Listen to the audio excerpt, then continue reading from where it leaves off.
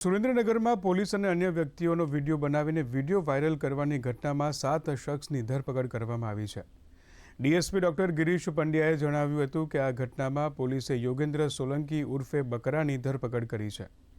આરોપીની મોબાઈલમાંથી અંદાજે 1400 વિડીયો અપલોડ કરેલા મળી આવ્યા હતા, જેના આધારે પોલીસે 7 શખ્સોને ઝડપી લીધા છે। આ શખ્સો બીભત્સ અને બદનક્ષીના આક્ષેપોવાળા અલગ અલગ વ્યક્તિના વિડીયો ઇન્સ્ટાગ્રામ આઈડી પર અપલોડ કરાવી ડિલીટ નહીં કરવાની ધમકી આપી રૂપિયા પડાવતા હતા।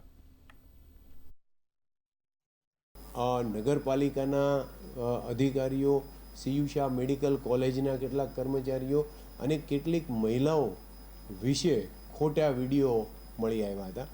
આ બધા વિડીયો પાછળ એની ઊંડાણપૂર્વક તપાસ કરી તો આ વ્યક્તિ જે છે એમને સુરેન્દ્રનગરની અંદરથી કેટલાક લોકો કે જે ખરેખર પત્રકાર નથી પરંતુ વોટ્સએપ અને યુટ્યુબ ચેનલો ચલાવે છે, એવા લોકો અહીંયાથી એમને ખોટી માહિતી પૂરી પાડતા હતા અને જે વ્યક્તિ છે એમની પાસેથી પૈસા પડાવવાનું એક આખું ષડયંત્ર હતું કે ભૂતકાળમાં આ ગેંગ દ્વારા કોઈ પણ રીતે આપને ધમકી આપી પૈસા પડાવવામાં આવેલા હોય, આવો કોઈ વિડીયો બનાવી અને વાયરલ કરેલ હોય તો આપ સ્પેશિયલ ઓપરેશન ગ્રુપના પોલીસ ઇન્સ્પેક્ટર સિંગરખિયાનો સંપર્ક કરો।